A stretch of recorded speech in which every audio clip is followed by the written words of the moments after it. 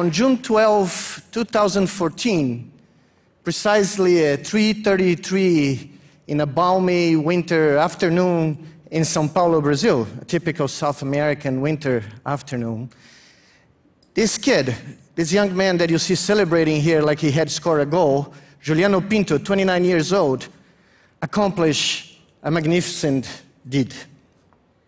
Despite being paralyzed and not having any sensation from mid-chest to the tip of his toes as a result of a car crash 6 years ago that killed his brother and produced a complete spinal cord lesion at this level in Juliano and left him in a wheelchair, Juliano raised to the occasion and in this day did something that pretty much everybody that saw him in these 6 years deemed impossible.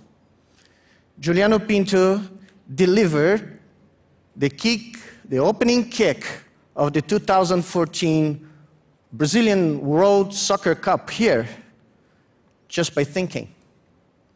He could not move his body, but he could imagine the movements needed to kick a ball. He was an athlete before the lesion. He's a para-athlete right now. He's going to be in the Olympic Games, I hope, in a couple years. But what the spinal cord lesion did not rob from Juliano was his ability to dream. And dream he did in that afternoon for a stadium with about 75,000 people in an audience of close to 1 billion watching on TV.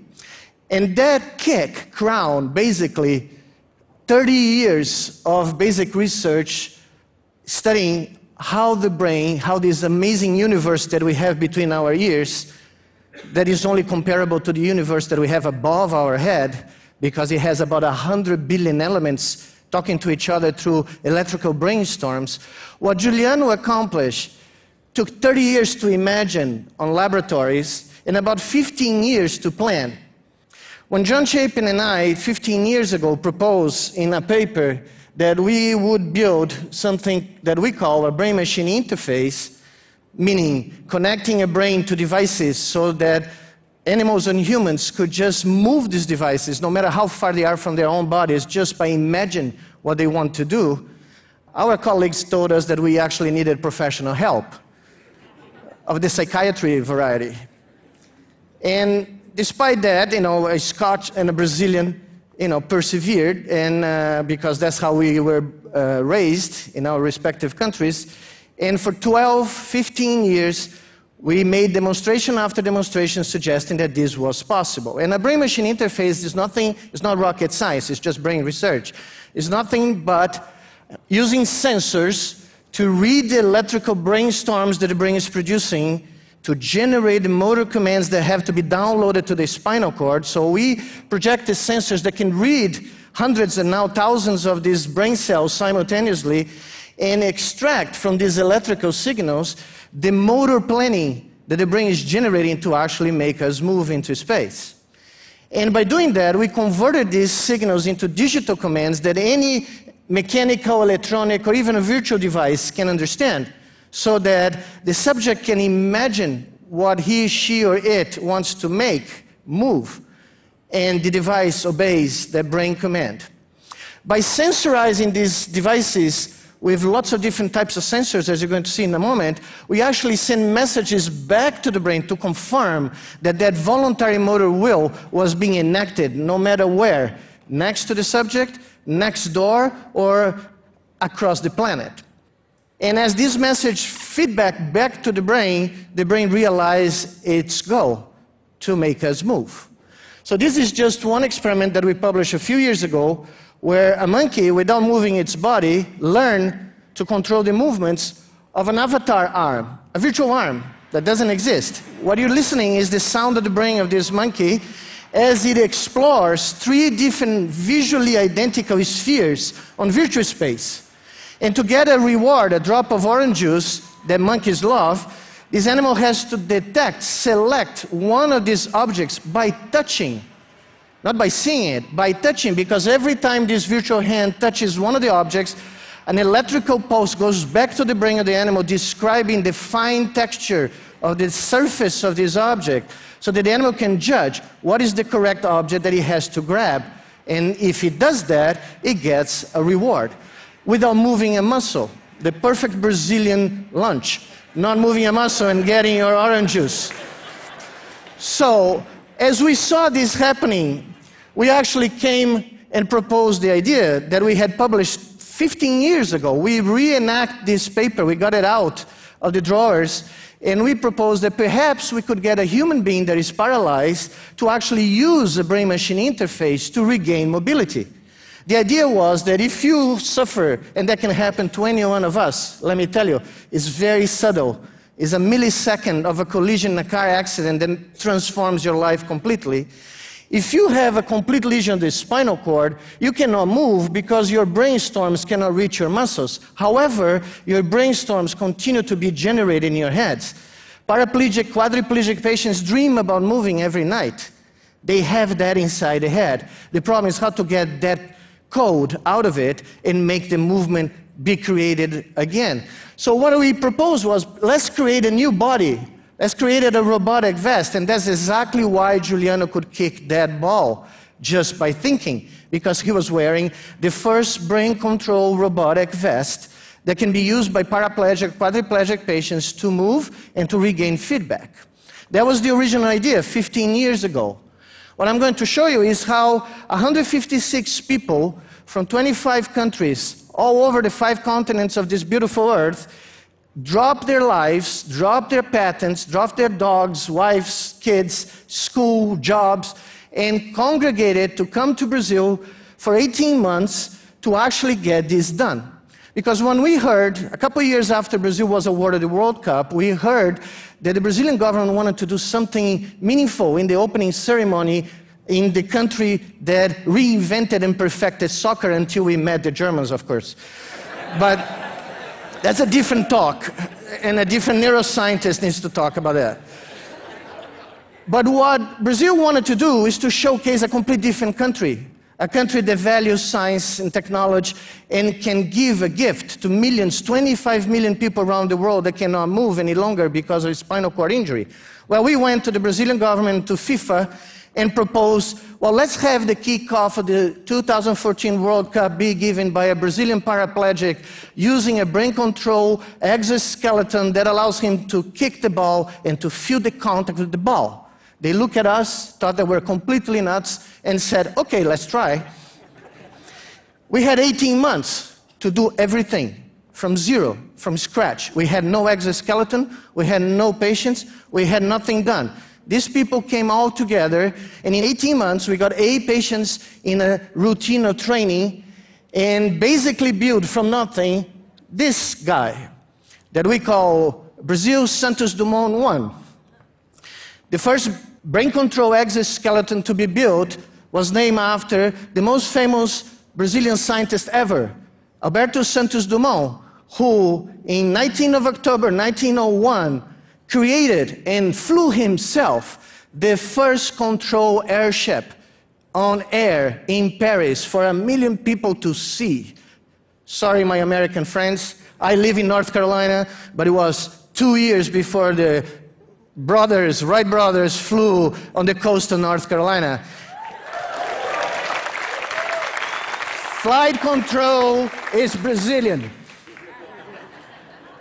So we went together with these guys, and we basically put this exoskeleton together, a 15 degrees of freedom hydraulic machine that can be commanded by brain signals recorded by a non-invasive technology called electroencephalography that can basically allow the patient to imagine the movements and send these commands to the controls, the motors, and get it done. This exoskeleton was covered with an artificial skin invented by Gordon Schenck, one of my greatest friends in Munich, to allow sensation from the joints moving and the foot touching the ground to be delivered back to the patient through a vest, a shirt. There is a smart shirt with micro-vibrating elements that basically deliver the feedback and fools the patient's brain by creating a sensation that is not a machine that is carrying him, but is him who is walking again. So we got this going, and what you see here is the first time one of our patients, Bruno, actually walked. And it takes a few seconds because we are setting everything, and you're going to see a blue light coming in front of the helmet because Bruno is going to imagine the movement that needs to be performed. The computer is going to analyze it. Bruno is going to certify it, and when it's certified, the device starts moving under the command of Bruno's brain. And he just got it right. And now he starts walking. After 9 years without being able to move, he's walking by himself. And more than that, more than just walking, he's feeling the ground. And if the speed of the exo goes up, he tells us that he's walking again on the sand of Santos, the beach resort where he used to go before he had the accident. That's why the brain is creating a new sensation in Bruno's head. So he walks, and at the end of the walk, I'm running out of time already, he says, you know, guys, I need to borrow this thing from you when I get married because I want to walk to the priest and see my bride and actually be there by myself. Of course, he will have it whenever he wants. And this is what we wanted to show during the World Cup and couldn't because, you know, for some mysterious reason, FIFA cut the broadcast in half. What you have going to see very quickly is Juliano Pinto in the exo doing the kick a few minutes before we went to the pitch and did the real thing in front of the entire crowd. And the lights you're going to see just describe the operation. Basically, the blue lights pulsating indicate that the exo is ready to go. It can receive thoughts and it can deliver feedback. And when Bruno makes the decision to kick the ball, you're going to see two streams of green and yellow light coming from the helmet and going to the legs, representing the mental commands that were taken by the exo to actually make that happen. And in basically 13 seconds, Juliano actually did. You can see the commands. He gets ready, the ball is set, and he kicks. And the most amazing thing is, 10 seconds after he did that and looked at us in the pitch, he told us, celebrating as you saw, I felt the ball. And that's priceless. So where this is going to go, I have 2 minutes to tell you that is going to the limit of your imagination. Brain actuating technology is here. This is the latest. We just published this a year ago, the first brain-to-brain interface that allows two animals to exchange mental messages so that one animal that sees something coming from the environment can send a mental SMS, a torpedo, a neurophysiological torpedo to the second animal, and the second animal performs the act that it needed to perform without ever knowing what the environment was sending as a message, because the message came from the first animal's brain. So this is the first demo. I'm going to be very quick because I want to show you the latest. But what you see here is the first rat getting informed by a light that is going to show up on the left of the cage that he has to press the left cage to basically get a reward. He goes there and does it. At the same time, he's sending a mental message to the second rat that didn't see any light. And the second rat, in 70% of the times, is going to press the left lever and get the reward without ever experiencing the light in the retina. Well, we took this to a little higher limit by getting monkeys to collaborate mentally in a brain net, basically to donate their brain activity and combine them to move the virtual arm that I showed you before. And what you're seeing here is the first time that two monkeys combine their brains, synchronize their brain perfectly to get this virtual arm to move.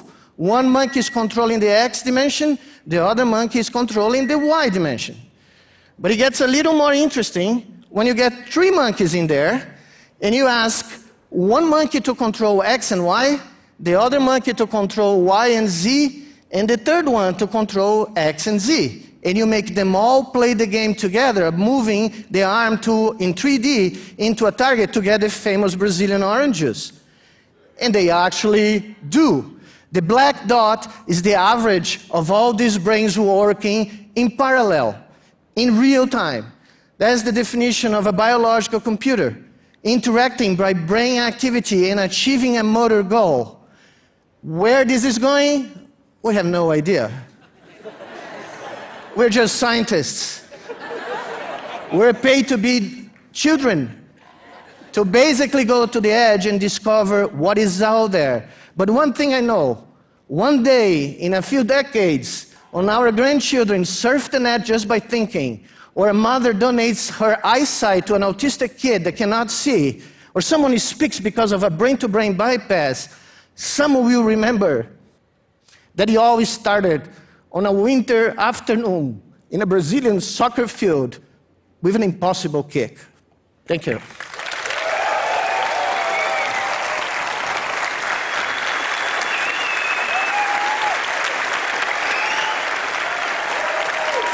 Thank you. Thank you.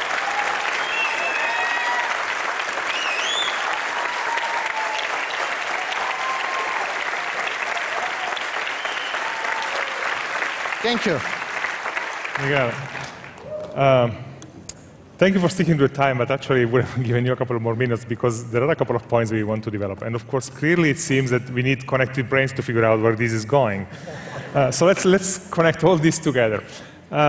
So if I understand it correctly, one of the monkeys is actually getting a signal, and the other monkey is reacting to that signal just because the first one is receiving it and transmitting the neurological No, impulses. it's a little different. No monkey knows of the existence of the other two monkeys. They are getting a visual feedback in 2D, but the task they have to accomplish is 3D. They have to move an arm in 3 dimensions. But each monkey is only getting the 2 dimensions on the video screen that the monkey controls. And as to get that thing done, you need at least 2 monkeys to synchronize the brains, but the ideal is 3. So what we found out is that when one monkey starts slacking down, the other 2 monkeys enhance their performance to get the guy to come back. So this adjusts dynamically, but the synchrony remains, the global synchrony remains the same. Now, if you flip without telling the monkey the dimensions that each brain has to control, like this guy is controlling X and Y, but he should be controlling now Y and Z, instantaneously, that animal's brain forgets about the old dimensions and he starts concentrating on the new dimensions. So what I need to say is that no Turing machine, no computer can predict what a brain net will do. So we will absorb technology as part of us. Technology will never absorb us. It's simply impossible. How many times have you tested this? And how many times have you succeeded versus failed? Oh, it was tens of times. With the 3 monkeys? Yes. Oh, several times. I wouldn't be able to talk about this here unless I have done it, a few times. And I forgot to mention, because of time, that just 3 weeks ago, a European group just demonstrated the first man-to-man, brain-to-brain connection. And how does that play? It was 1 bit of information, but big ideas start in a humble way. But basically, one subject was having the brain activity of one subject was transmitted to a second object, all non-invasive technology. So the first subject got a message, like our rats, a visual message, and transmitted to the second subject. The second subject received a magnetic pulse on the visual cortex, or a different pulse, 2 different pulses. In one pulse, the subject saw something, on the other pulse, he saw something different. And he was able to verbally indicate what was the message the first subject was sending. Wow. Through the internet, across continents. Wow. Okay, that's where we are going. And that's the next TED Talk at the next conference. Miguel Nicolelis, Thank you, Bruno. Thank you.